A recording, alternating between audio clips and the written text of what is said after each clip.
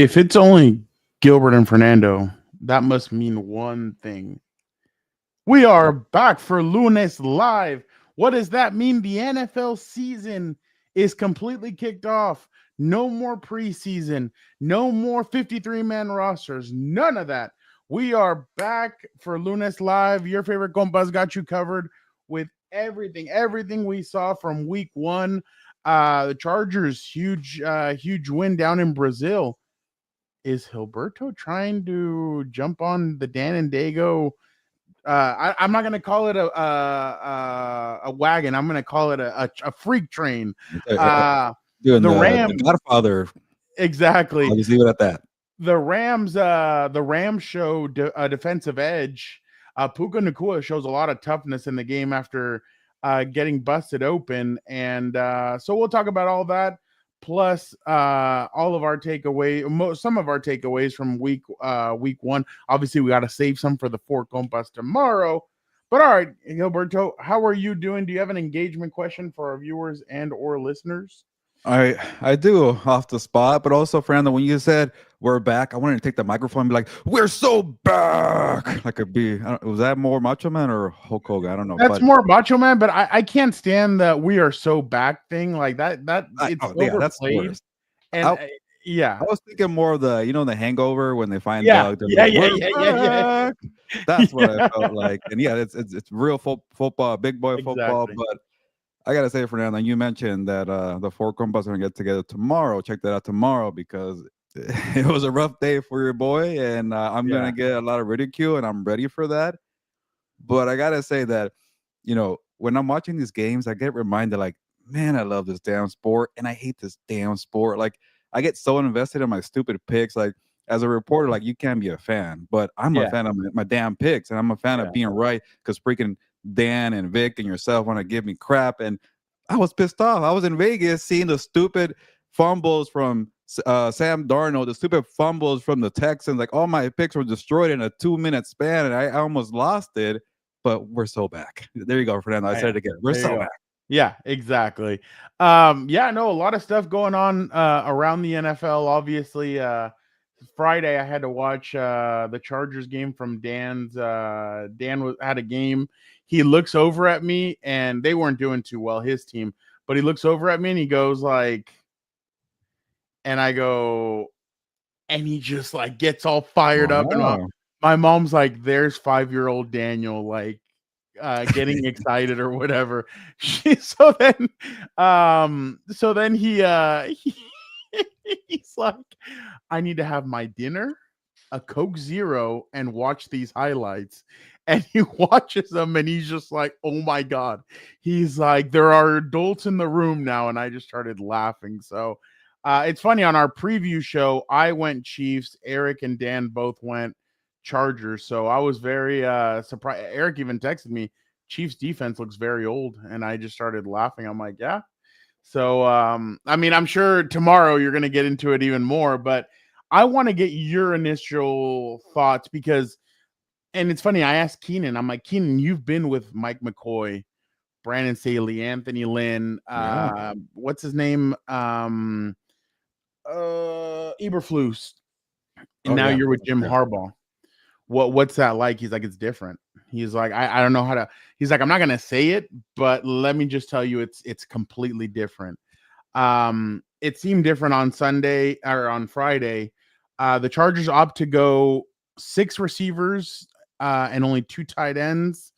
Keenan Allen, Ladd McConkey, and Quentin Johnston combined for 221 receiving yards, 3 touchdowns. Gilbert, in general, what were your thoughts of the game? Yeah, you know what? I could just jump into my takeaway. Victor, you could throw in my week one takeaway, and it's involving the Justin Herbert debate or narrative, and the whole debating about Justin Herbert and where he ranks as a quarterback. It can be so dumb. And I'll say this: Herbert, struggling in the playoffs and criticizing that is fair. Saying Herbert is terrible in the clutch, Herbert hasn't done crap in clutch moments. Herbert is, not good when the lights are brightest. That's asinine. That's laughable.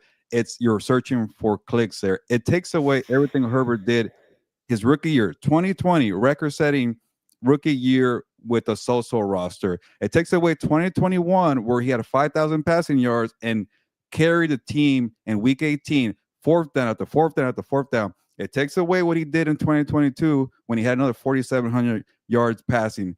I get it. The clutch moments haven't been there the last couple years. The first 3 years to me is like he was carrying the roster so much. You can't forget about that. Those are clutch moments. Those are what franchise quarterbacks do. You lean on that. That's why Herbert was anointed pretty early, as people forget. In the last 2 years, Brandon Staley was asking too much. I get that. That was a problem. And then last year, Jim Harbaugh was, I think, maybe coddling Herbert a little too much. There was a lot of, let's run the football. Let's protect you. And it took away from the greatness of Justin Herbert. But even last year he was doing that. Bengals game quickly comes to mind to me. So to me, it's like the Broncos game. The Broncos game. Why are we talking about Herbert's like a scrub, like a bone, like a yeah, a terrible transition. You saw the comment, like or Drake May, a guy who hasn't proven himself. This guy has proven himself many times. And to continue my point about how dumb this debate has gotten, Lamar Jackson and Josh Allen struggle in the playoffs all the time. Why doesn't Herbert kind of get the same treatment where like he's still a very good quarterback? He's a legitimate franchise quarterback. But yeah, he has struggled in the playoffs. I get he has 0 playoff victories, but Herbert, Jackson, and Allen are not pretty far off when it comes to the conversation. Joe Burrow is different because he went to the Super Bowl, and you get a big time pass for doing that, but it's not that far off. And who's that one quarterback, Fernando, who could you could make a case as to say there's a big four right now, right? There's no debate. It's Joe Burrow, Josh Allen, Mahomes, and Lamar Jackson. But who's that guy who's right there who could maybe make that class with the skill set, with the past performances, everything he's been given in his career? It's Justin Herbert. And for him, here's the point. For him to do that in Brazil on Friday night on YouTube on the biggest stage and beat the defending AFC champions, beat a rival, and finally remind people like, can we stop with the Herbert debate? He's a good quarterback. I get it. He has struggled in the playoffs, and I'm always gonna, give Dan crap about that. Like, hey, he hasn't produced in the playoffs, but enough with the crap that he's not a good quarterback. Enough with the crap that he's not clutch. He showed out, and maybe people now like Ryan Clark can stop going for the hot take and the clickbait. I don't know what it is, Fernando. For some reason, when people rank Herbert or debate about him, it just generates a lot of content. It's because they know that Charger fans are going to come after them. And that's how you know that there are, because the narrative like, oh, there are no Charger fans. Well, they're the ones that come after people. I mean, you saw when Acho kept on going at Herbert, fans would like jump down his throat or whatever and get after him. So I completely echo everything you've said. Yeah, he needs to start winning playoff games. I completely get it. But again, this year's kind of the year where he's going to have to do it because like the Peyton Manning train kind of leaves that. Like the excuses, well, Peyton Manning didn't win it until his 6th year. He's in his 6th year.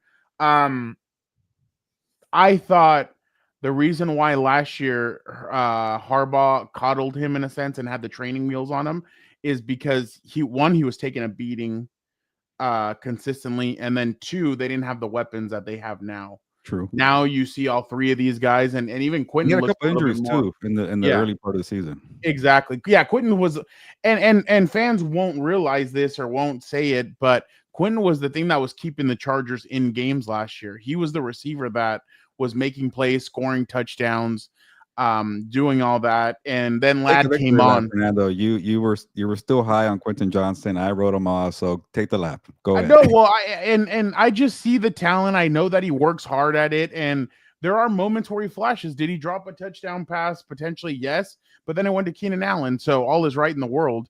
But I know Quentin works hard. It's not like he's just sitting there in his locker, chilling on his phone, collecting a paycheck. Like the dude is working hard at it. But that's why I said like. Everybody thought that you get Ladd, you get Keenan, you get Trey, and you get KLS, you're going to get rid of Quinn. That's not going to happen. Quentin's going to be a big part of this team. And I think people need to start realizing that Quentin is a focal point of the receiving group, and they're very excited. Again, last year, it took Ladd 8 weeks to really get in there and be consistent. That's what they're doing with Trey Harris and KLS. They're going to let them slowly build up into what they're doing, and now they have 3 receivers that obviously can help out. Keenan obviously had a big drop at the beginning, but then he kind of slowly got into it. You could tell him and Herbert just had the magic there that they still have. Ladd and Herbert, everybody got fed. There was nobody that should have been complaining. Omarion Hampton obviously struggled a little bit but he still showed hard runs. Again, that's one of the best defensive run stopping teams in the NFL. They held what was it, Saquon, to like 35 rushing yards in the Super Bowl. So the Chargers essentially on offense took the blueprint from the Eagles Super Bowl and did the exact same thing. They were running the football, but it was the quarterback that needed to decide the game, and Justin Herbert decided the game. Now, I do think that there's a lot of things that they need to fix, obviously, but it's a very good victory to start. And it's funny because before the game, everybody's like, no, Kansas City's going to go down there, make a statement, and they're going to be like, yeah, look, we're not messing around. We're back, this, that. But then the Chargers won, and now everybody's like, well, it was in Brazil. Well, I mean, Xavier Worthy got knocked out in the first part of the game. It was friendly fire. It's not like he got knocked out by one of the Charger players. By the way, if you go back and look, that was supposed to be a pick play. Kelsey was supposed to run into Cam Hart and leave Xavier Worthy open. So, again, the Chiefs are going to get tired. It's been, you add another season on top of what they've already, how Keenan Allen takes seasons away and he's like, well, I had the torn ACL and then I had the season where I missed 8 games. So he takes a season and a half away. That's exactly what the Chiefs do. You add a season on top of that because of how tired they're going to be. And last point, and then we can move on if you want. Yeah. Joe Alt's not going back to right tackle. I was gonna make that point too. Yeah. Holy shit. Yeah. Like he is not going.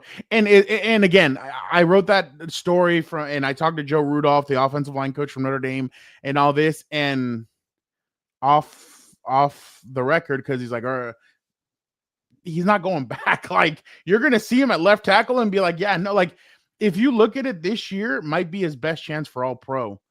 Tristan Wirfs, I think, is injured. I think Trent Williams getting up there in age. You can put him that aside, Fernando. He could be better than those guys when healthy. Yeah, no.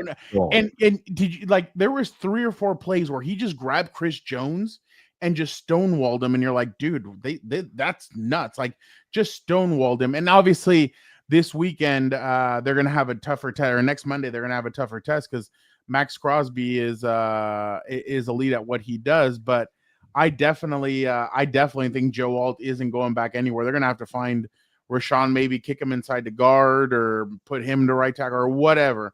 But I just really think that he is that he just showed how big he is. And oh yeah, thank you to Tay. I thought Conklin. We had talked about Conklin in the past. Conklin looked really good for the Chargers. I mean, he had that fumble, and by the way, Ladd, good FBI, smacking the ball out of bounds. You get the 10 yards back, yeah, but you had no trouble with anybody trying to grab it. But man, Joe Alt really surprised me the way he played at left tackle. Gilbert, I just don't see how you can move him back, especially if he has a very good year this year. Yeah, that was one of those things where I thought that could definitely be a blessing in disguise, where Alt is going to play at left tackle.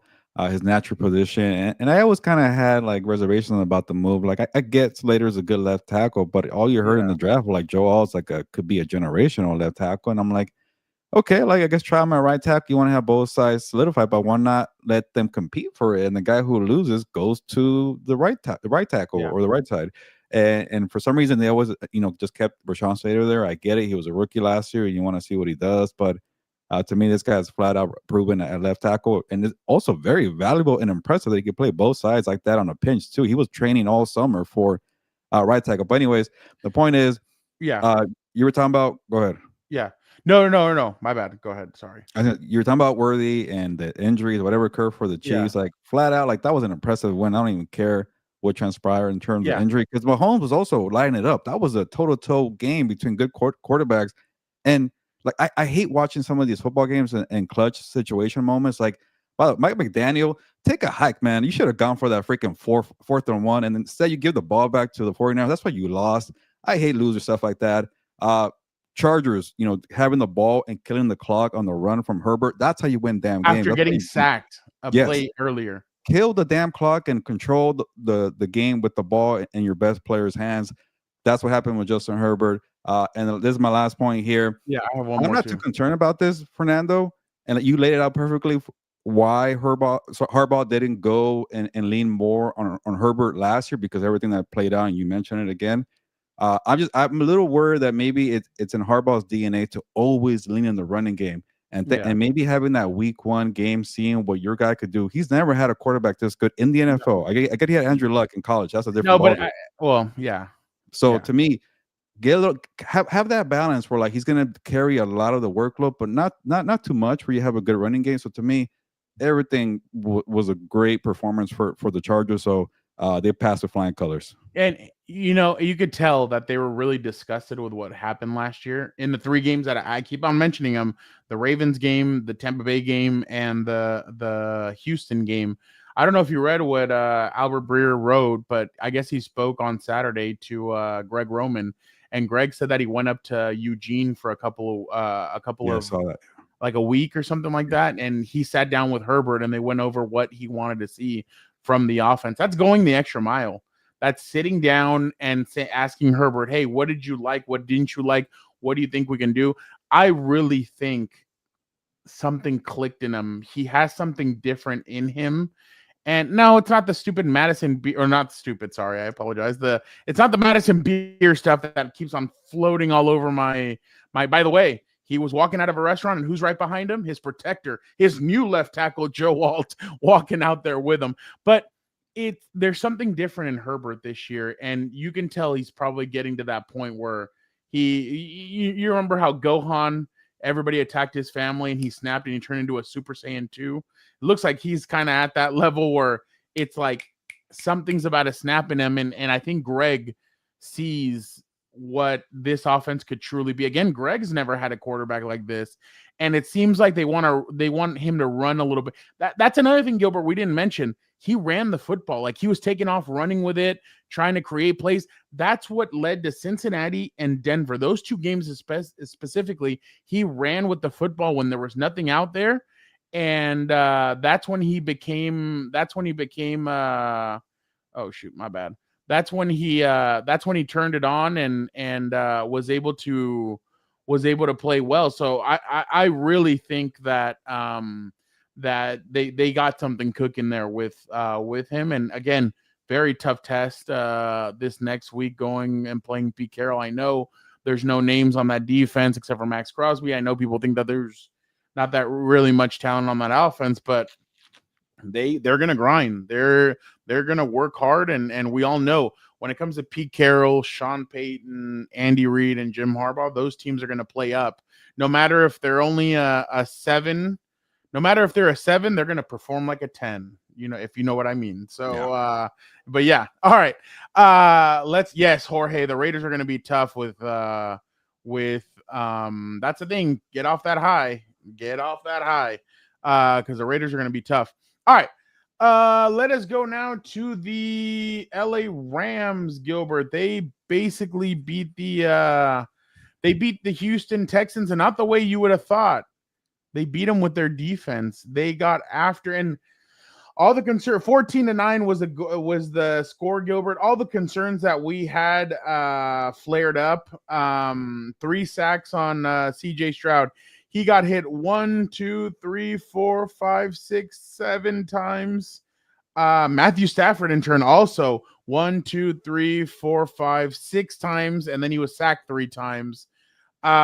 This was a mirrored team in a sense. Like, a lot of talent in the receiving room, a lot of talent at quarterback.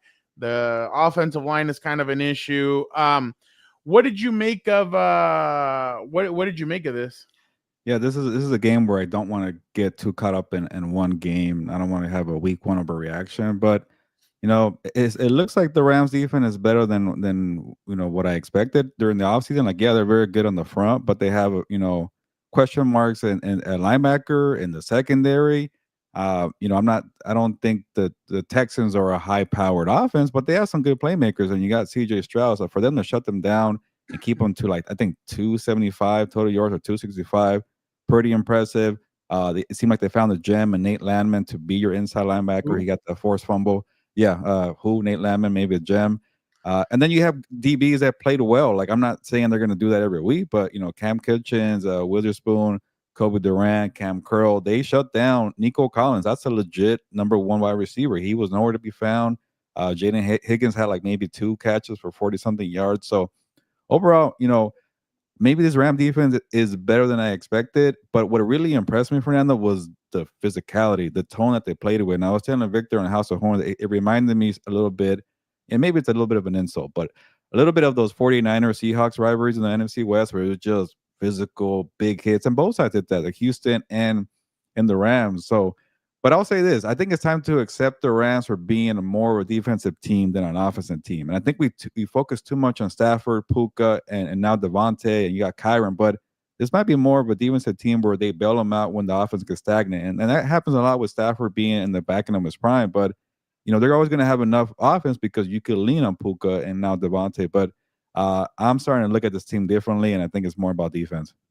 Yeah, Puka 10 catches, 130. That's pretty good. Devontae had some back shoulder stuff that obviously he likes playing with. Vic is reminding us that Darius Williams did not play, so that's even more impressive. Guy stepped up, yeah, for the Rams. No, the Texans defense is very good.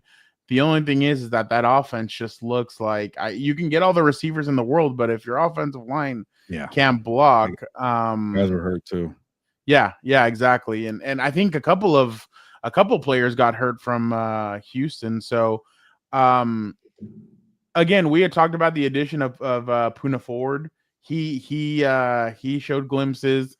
The front four of the Rams are going to dictate a lot. Now it's going to be, like we've said, the back end. Are the back end guys going to be able to step up? And they did step up. I mean, you have a lot of talent on that team with Higgins. Like you said, Nico Collins, 3 catches, 25 yards. They have a bunch of guys on there, but nobody really made it. He only threw pass for 188 yards. So in Houston too. Yeah, and Joe Mixon is still 3 weeks out. I mean, you literally have they have a really tough schedule. Next week they face the Buccaneers on Monday Night Football in the early slate of the Monday Night Football. Wow. Okay. They go to Jacksonville. Tennessee comes there. They go to the Ravens, they go to the Seahawks, and then the 49ers come to them. So that's a pretty tough opening schedule. And again, Brett is right. The Texans defense is so good, but can you put up points? Because not every defense is going to be able to, blanket. Yeah. They're not going to be able to blanket all those 9 teams. points ain't going to get it done. Exactly. I completely agree. All right, Gilbert, let's move on now to both LA teams 1-0. Let's move on to the Sunday night matchup, Gilbert. My God, I was at Alex Morgan's jersey retirement ceremony, and at one point I was kind of like, oh, okay, like the Ravens are up. They basically won the game. And then all of a sudden, like, I clicked back onto Zakok on accident because I was trying to get to another page because I was writing my Alex Morgan story, and I see, oh wait, like Josh Allen, like I think I saw the Derrick Henry fumble. I was like, okay, I need to finish this story. Boom, let me throw it in there and let's watch the game. So I threw my story in there, ready to go, and then I watched the last 8 minutes of that game. Those last eight minutes, man, the energy was redonkulous. I think they had a 99.1% chance, the Ravens, to win the game, and then Buffalo came from behind and they were able to score on obviously the play from Josh Allen. Josh Allen finished 33 of 46, 394, 2 touchdowns. Keon Coleman 8 catches, 112, 1 touchdown. The run game really wasn't working all that much. I mean, Josh Allen did have 14 carries for 30 yards, 2 touchdowns. On the other side, Lamar was 14 to 19, 209, 2 touchdowns. Derrick Henry, 18 carries, 169, 2 touchdowns. Lamar, 6 carries, 70 yards, 1 touchdown. Gilbert, let me ask you, did the Baltimore Ravens lose this game, or did the Josh Allen-led Bills power themselves to this game? That's a little tough. Maybe it's a little bit of both. And the Bills caught a break with that Derrick Henry fumble. But the Bills, man, like that offense is good. Like that, I get they struggle in the playoffs, but like that offense has been proven. Like 15 points in 7 minutes to go in the fourth quarter, that's nothing for the Bills offense. And all these Bills fans left. Like, I'm glad Josh Allen called them out. Like, you have no faith. Like, that's a good offense. That's nothing for them. But I'll focus more on the Ravens here because they did blow it. And Fernando, I think the best, I guess, the highest gear that I feel like in the NFL that a team possesses is the Ravens offense. When they're rolling, they're a damn juggernaut. And how do you stop them? But the way I'm thinking about it, like we've seen all these sci-fi movies, Fernando, where like this smart genius guy or from Silicon Valley or wherever, or back in the day, like builds this freaking robot that just could do everything and it's amazing. And like, but out of nowhere, it's like it screws up because people are saying like the army guys are telling the scientists, can we move it forward with this damn machine here to get it out going? And then you don't check everything, it's faulty. And then when it comes to the brightest moments, it turns around the robot and it kills everybody. That's a very dark way to go. But for some reason, this high-powered machine just screws up and the biggest moments. Like they couldn't catch the 2-point conversion with Mark Andrews. Lamar Jackson tends to fade in the playoffs. And then you cough up that 15-point lead. So it's like when they are on, nobody can compete with that team, but they always find a way to screw it up. And like the Ravens are just a weird headache where like, man, like, are they ever going to get it done? And like, I don't know why they can't figure it out, but that's a damn good offense. They just always screw it up. Yeah. No. I completely understand what you're saying. And that's the thing is that what's the stat now? John Harbaugh's he has 10 double-digit leads that have been blown. Wow. I think it surprised. is. Yeah. And I think that's the most since like 2002, something like that. It's like the most in a long time. It's on coaching, it's on the players, but I mean, also, I think Ed Oliver's the one that is the one that caused him to fumble. Ed Oliver's he's different, and I think we forget about him because of Josh Allen and all that happens with them. He had a sack. I mean, to be honest, like Joey couldn't set the edge worth of crap for them, and they really balled out at the end to try and save that. But there was multiple times where Joey wasn't setting the edge. But yeah, I completely agree with you. It's like the Ravens get in their own head sometimes, and they mess up at the end, and that's kind of what's always been their MO. That's why I know our boy Tyler Dragon hates that I don't ever pick them for anything, but I just don't see it happening. And screw it up. Let's be honest, like their defense it has names, but it's not as good as what people envision it to be. You don't give up 40 points and over 500 yards of offense if you're a great defense. And they're, like I said, Kyle Hamilton is very good, but Jair Alexander towards these last few years, he's given up big plays. Guys give up play. Marlon Humphrey gives up plays. So it's not as tight knit and shut as what everybody thinks it is. But I'll give them a little bit of slack here, Fernando, because when Josh Allen is in this, and you brought up Albert Breer's story when he's in Bruce Lee mode, because I think Josh Allen told Albert Breer that like he likes to find this Bruce Lee method where like he's not thinking about technique; it just comes naturally. Like when that guy is playing naturally and not thinking, like there's no stopping the guy. I don't care what defense that is. So I give the Ravens a little bit of slack there, but you're right. Okay, but it's a team that you're gonna have to face in the playoffs. Yeah.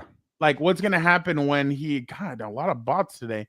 What's gonna happen when that happens in the playoffs? They're gonna go at him, or they're gonna do the exact same thing. And I'm telling you, that's going. That's why. He's in here, the cheese eating bastard. We love it. We love it. Hey, that Packers defense looks better without Jair. I wonder why. Michael Parsons. Yeah, exactly. But yeah, so I completely agree with you. And again, this is a team, and again, the Chiefs, the Bills, like you're gonna see these teams in the playoffs, and we've known in the past that Baltimore just doesn't play up to that level, and they screw up. I think they had a lead also in that playoff game against the Bills, and kind of it slipped away as well. So yeah, I just I'm just not buying it. I really think that Man, when they're on, they're so dominant. I But know. yeah, I can't trust that team. Yeah, no, I completely agree. You know what? Let's do this. Let's switch these two topics just to appease our viewing audience. Gilbert, the Packers take it to Jared Goff over on Sunday. They take it to him. They're blitzing him. They're getting him confused. Dan was yelling at the TV consistently because he wasn't happy. No, they sacked him one, two, four times. They hit him 1, 2, 3, 4, 5, 6, 7, 8, 9 times. And they were all over him. He threw a pick as well. No running game. Jamari Gibbs, 9 carries, 19 yards. David Montgomery, 11 carries, 25 yards. Gilbert, are the Green Bay Packers the best defense in the NFL? Oh, that's for sure a week one overreaction. It's been one game. Oh, Let's pump the brakes right there for that one. But I'll say this, because yesterday when I was depressed with all my picks not hitting and no upsets happening, I'm like, is parity over in the NFL? It's gonna be the same teams again. Like, I'm not calling the Packers some underdog here. They got Micah Parsons, but what the Packers did to the Lions at least shows me that there is the changing of the top of the scene, where there's going to be a new contender in the Super Bowl list here, and I feel like for a couple of years it's been the same: the Chiefs, the Ravens, and the Bills, and the We're getting Lions, new blood. and the Eagles. So for the Packers to move up, it's a little bit. It's not that. I like to see upsets, so that the little dogs move up. The Packers they're like they were. Chihuahuas. What'd you say? You like Chihuahuas? Yeah, there you go. And nobody, it was whatever. Anyways, there was no real upset, but the Packers' point is they were kind of caught in this no man's land last year. We're like, yeah, they're above average, but like, who cares? I'm not going to lose any sleep. You lost to the Eagles twice. You lost to the Lions twice. You lost to the Vikings twice. Like, you're good, but you're not, I'm not going to watch you. You're like not that fun. Like, even Jordan Love regressed. And then you get Micah Parsons, who's in limited snaps, man. What he did just in those snaps as a pass rusher, to even drop back in coverage and be an inside linebacker, that versatility, like, what the hell were you doing, Jerry? Jorge, I'll read your comment here. Gil's picks ain't it. Vic's picks is where it's at. The man paid off my car last year. Jorge, you like to have, easy picks. That's why I'm a bold man here. I like to live on the wild side. Shout out to the Browns for covering. Shout out for the Jets for covering. Everybody else, you're dead to me. Mike McDonald, I shouldn't say that. Anyways, you be tougher. Anyways, the point is the Packers are legit playmakers.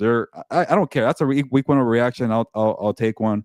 And like I mentioned, when I said I wasn't gonna pick the Packers to make the playoffs, that was more about like it was too late. I don't want to change it. I don't give a crap. But yeah, they're legit. They're gonna be with the big boys this year. Cheesy Ambassador says, Gilberto, great take. Way better than other people who sometimes are on this podcast. Okay, thank you. Finally, somebody said something good here. Cheesy Ambassador, your Packers are legit just because it made that trade in. Jerry Jones, man. What the hell are the Cowboys thinking here? Who do you think he was talking about? My good friend Dan and Diego. Man, Green Bay had a college feel to it, in the sense of like it always does, like a game. But yesterday, because they got Micah Parsons again, the Steelers and the Packers are doing things that they have not done in their history. They went out and they got the big time player. Yeah, they made the big time trade, and they went to go get somebody who they believe could make their team even better. And we saw it. And I know Micah has the back stuff, but he came in and he wrecked the game in the limited possessions that he had. Obviously, they wanted to save him, I think, too, because they have a short week and they play Jaden Daniels on Thursday. They manhandled the Lions too. He wasn't needed that much. Dude, did you see what he did to Penei Sewell like once or twice? Yeah, he knocked him flat on his ass. Jerry Jones, yeah. I just, and with the amount of talent that the Packers defense already has, they really have a bunch of guys that I think could really throw out the quarterback. Obviously, they're going to miss Kenny Clark, but I think you're okay giving up Kenny Clark to get a Micah Parsons. But again, I think that defense is very aggressive. They have you could tell that they were playing with a different swagger. You saw Xavier McKinney, like he went up and he got a flag for taunting, and you could just tell that they just feel different, and that's going to be great for them. So I definitely think that Micah coming in gave that town and that city and that team new energy. And if they get feed off of it, they could feed off of it all the way to the Super Bowl. I mean, Dan, to his credit, Dan has them making the Super Bowl. So let's just be honest. He has them making it to the Super Bowl. Dan's gonna give me so much crap tomorrow, huh? He just came out on the right end for a lot of things, huh? Oh, dude. And you know what sucks is that there's a lot of stuff that I mean, it's only been 1 week, but I think Dan is the leaderboard on our picks also for the whole season. So for the wins Dan, total? Teams? Dan is I think 4-0. He's waiting tonight for the I went 2-3. 4-1. Oh yeah. He had somebody that lost yesterday. I can't remember. Oh, the Broncos Lions came through, but they looked terrible though. I'll say that. Dude, they did. The Broncos did not look good. Real quick, Aaron Rodgers, your thoughts on Aaron Rodgers turns back the speaking of the Packers, Aaron Rodgers turns back the clocks, and he had an interesting day. 22 of 30, 244, 4 touchdowns. DK Metcalf 4 catches, 83 yards. On the other side, Justin Fields 16 of 22, 218, 1 touchdown, 12 carries, 48 yards, 2 touchdowns. Breece Hall 19 carries, 107. Thoughts on that? That was a hell of a matchup. I was actually very excited to watch that game. I thought they were pretty. So who are you more impressed with, Aaron Rodgers or Justin Fields? I'll say I did not expect 66 combined points from these two offenses. I thought it's gonna be a field goal fest, and to the credit of Chris Boswell, he nailed that 60-yard field goal, and it came through for them. But it's tough because I think both guys are in the right situation. Like the Jets couldn't really work with Aaron Rodgers, and to Aaron Rodgers' credit, like he still has zip on the ball. He can still move around a little bit to build plays out scripted. A good connection with DK Metcalf. So, I just wanted to. It's hard to pick one because it's like I don't know. Like I don't really think it's gonna move the needle for me in any way. I mean, but you have the Steelers making the playoffs. I'm just saying. But yeah, like they're gonna maybe win 9-10 games, but they're gonna win a playoff game. He was motivated though. Yeah. You could tell Aaron was motivated. That was good because Aaron Glenn, treated him like crap. I'll say that, and Aaron Glenn was trying to be a hard ass, but. On the Justin Fields side, this kind of feels like a ceiling. And this Jets offense reminded me of 2023 Justin Fields, what the Bears were like. He's going to be mobile. He's going to help your rushing attack. And then if you have one star playmaker, he's going to give the ball to that player to make him look better as a passer. So remember DJ Moore, that first year that he was in Chicago, like Justin Fields looked good. Like he was, lining it up, moving around, and he was just too up and down. And that's the thing with Aaron Glenn's, the Jets now. It's going to be a very top-heavy offense where they're going to lean on Breece Hall, Justin Fields, and Garrett Wilson. That's about it. So, because Justin Fields is not a guy who's going to move the ball around. Aaron Rodgers obviously did that in the heyday, and he still does that to an extent. So maybe to me, that's my answer there. Aaron Rodgers is more impressive because of what he could do in the pocket and spread the ball around. There were some guys I never heard of on the freaking Steelers making plays. So that was a testament to him.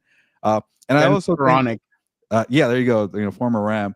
And I think he has enough trust that Mike Tomlin could go and Arthur Smith could go away from their Stone Age playbook and say, all right, man, go do your thing. That's a big plus for the Steelers because they were such a boring offense. But I think Justin Fields, when he's at this, this level where he has a good playmaker, he's okay. He's not the best, but he's a good mediocre quarterback. So he's in the right spot right there. And I'll say this, Jalen Ramsey put a damn hit on Garrett Wilson. That was a clutch play. And people saying Justin Fields should have ran. Like, yeah, he's an elite athlete, but there was 3 guys around him. He made the right call to throw the pass to Wilson. It was just a good play by Jalen.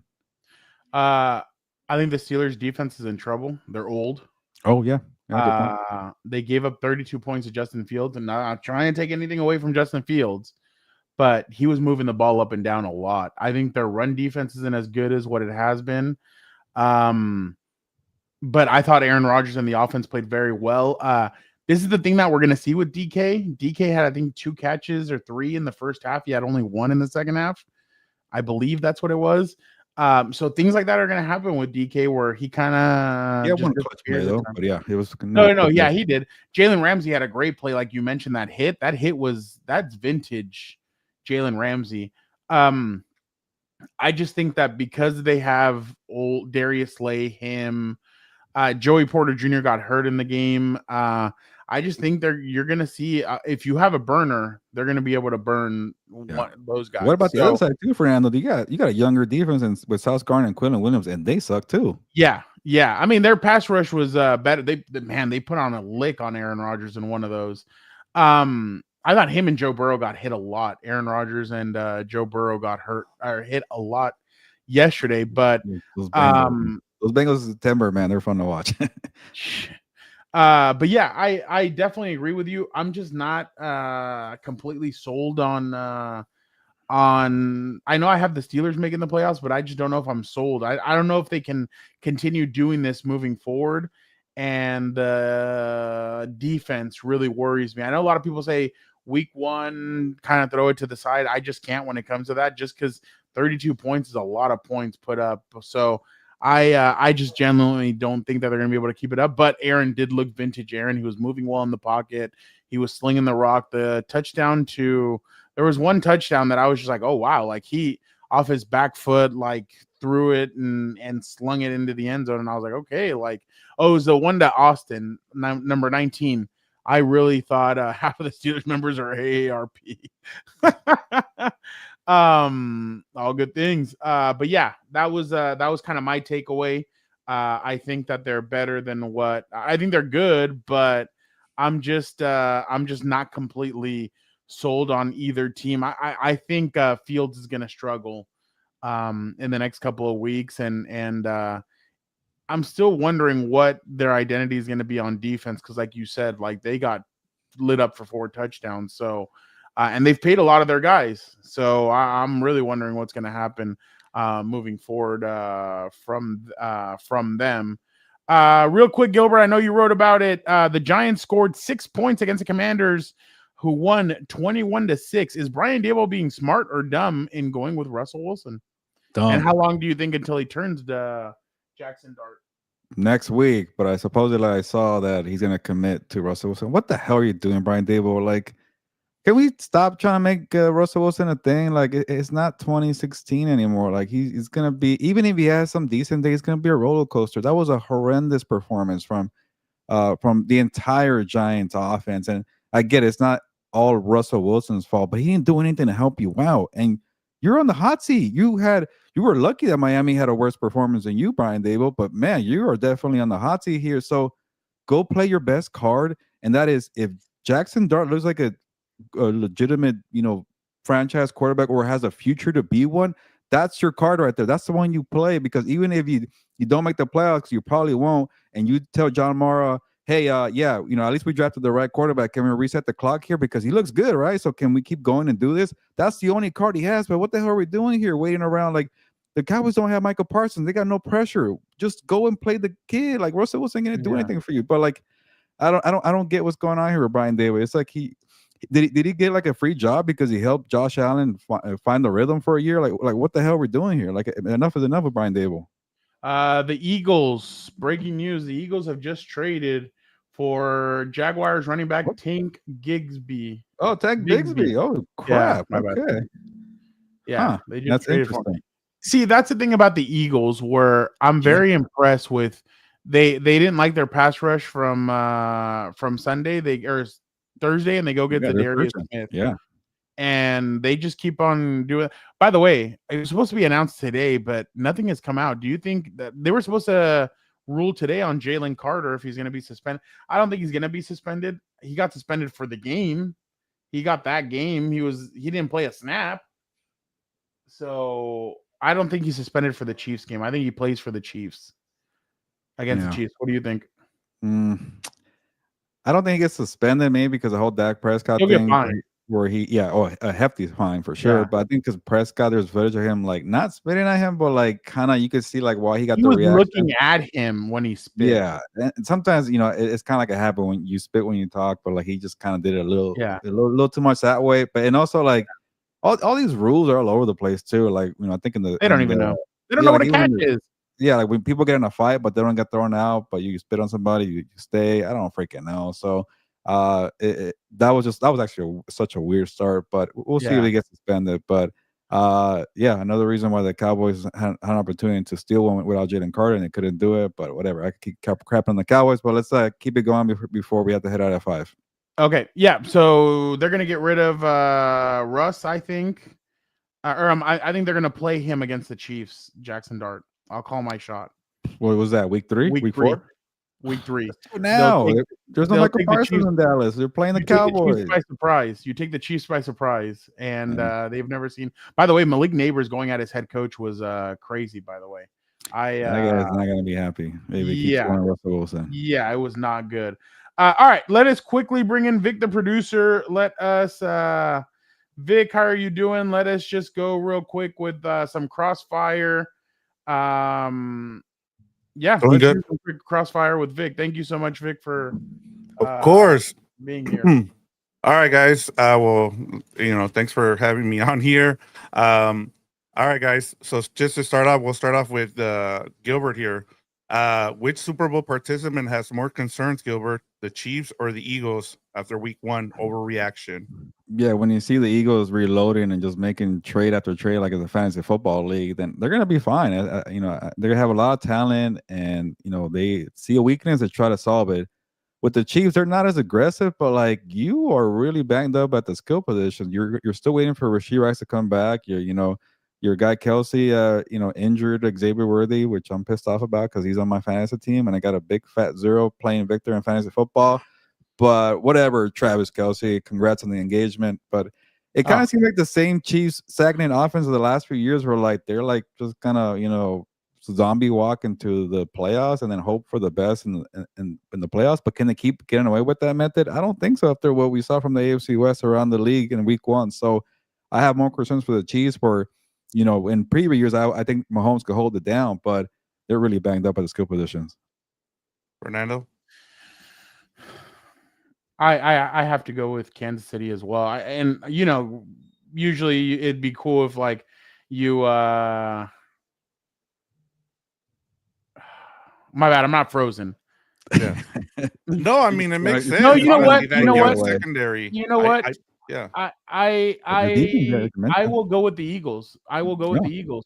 Why? I don't like their secondary this year. I thought their guys kind of got picked apart a little bit by Dak. Their pass rush isn't what it was. They've lost a lot of defensive line players, and their defense just looked like if I'm gonna be honest, if the Lightning doesn't hit, I don't know if Dallas doesn't come away winning that game. No pun intended in that game. Yeah, exactly. Yeah. Exactly. So I think that that's why the Eagles are going out and retooling. Man, I'm telling you, I think 2 teams are going to make big trades before the trade deadline happens, and it is the Philadelphia Eagles and the Buffalo Bills. I think both of them are going to make a big move to bring in a player to help them on their defenses. So I definitely can see both of those teams making big moves because they both need it on their defense. I didn't like what I saw from Philly's defense. I know they came out with the big plays, but no, Jorge, I think that train has sailed. I think Kansas City and Tyreek are too toxic for each other, and with the stuff that came out, every team should call the Dolphins because then that team needs to be blown up. But hold on, with all the story that came out today with Tyreek's ex-wife, which he's been saying, I don't know if I would. I don't know if that ship. My bad, Jorge. I don't think anybody wants to. That ship has sailed. I don't think anybody wants to. I'd wonder if they would want to touch Tyreek. So I'll go with the Eagles on this one. Yeah, I think both teams have some concerns, and I think the bigger concern here is the Chiefs, just in terms of like you didn't spend a lot of money on your receivers, and then you look at how they got beat by the Chargers too defensively. And then you have a lot of bickering going on with Chris Jones not doing his job there. Well, no, and then there was Travis Kelsey bickering with Jawan Taylor. Yeah. So I think that's something to kind of keep an eye on. All right, Fernando, we're starting. They're not one trade away from everything being okay. No. So slowly but surely that ship is sinking. Jorge, a ship can sink. I think part of the problem too, Fernando, is that the AFC is much tougher than the NFC. I feel like the Eagles can kind of regroup and kind of get away with some stuff there just because they're in a lesser conference. All right, Fernando, we'll start off with you. Are the Indianapolis Colts good, or are the Miami Dolphins that bad? The Miami Dolphins are that bad. They're terrible. They're horrendous. They're asinine. They're ass of 10. They're just ass. Like, it's really bad. And I'm going to kind of point at the Colts. I think the Colts are last year's New Orleans Saints, where they win the first 2 games by blowing out teams, and like they're that, gonna and then they're gonna come back to down to earth. And I mean, they have some pieces there in Indy and everything, but Tyreek Hill has not had a reception of more than 30 yards since week 1 of last year. That is not good for a guy that people deem as still one of the best receivers in the NFL, one of the fastest. Not just that. Then you look at Tua Tagovailoa, and there was 2 of his picks where I was like, what are you looking at? The linebacker was crouched, but he was standing right there, and he just isn't what he once what people believed he was. That first year that Mike McDaniel got there, they were high powered. Waddle gets hurt. Tyreek has all this stuff going on off the field. Their offensive line is really bad. Then Darren Waller has a setback, isn't playing.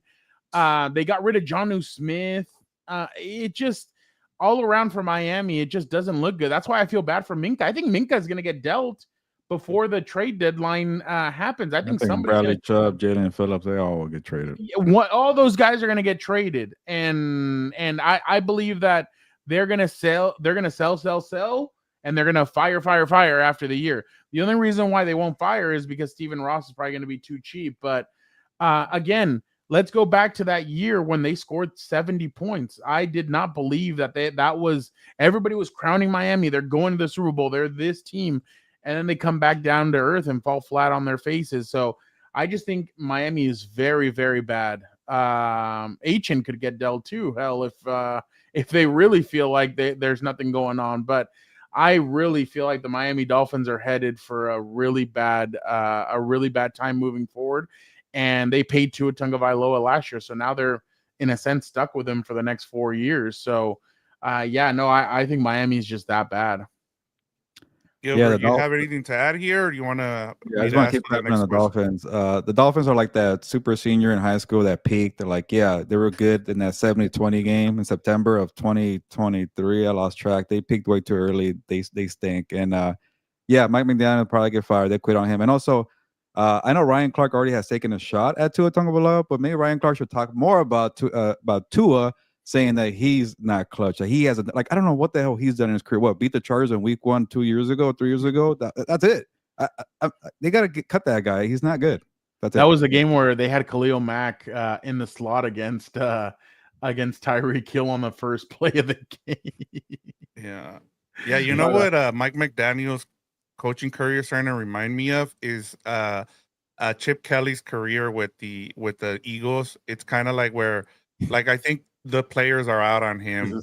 This is pretty good. Well, you heard Jalen Ramsey and him got into it right before he traded him. So they're completely out on everything that is him, which I feel bad because Frank Smith, friend of the show, is down there having to go through that. So. I'm surprised he's not a head coach yet, but I think Frank Smith. Well, I mean, with what just is happening right now.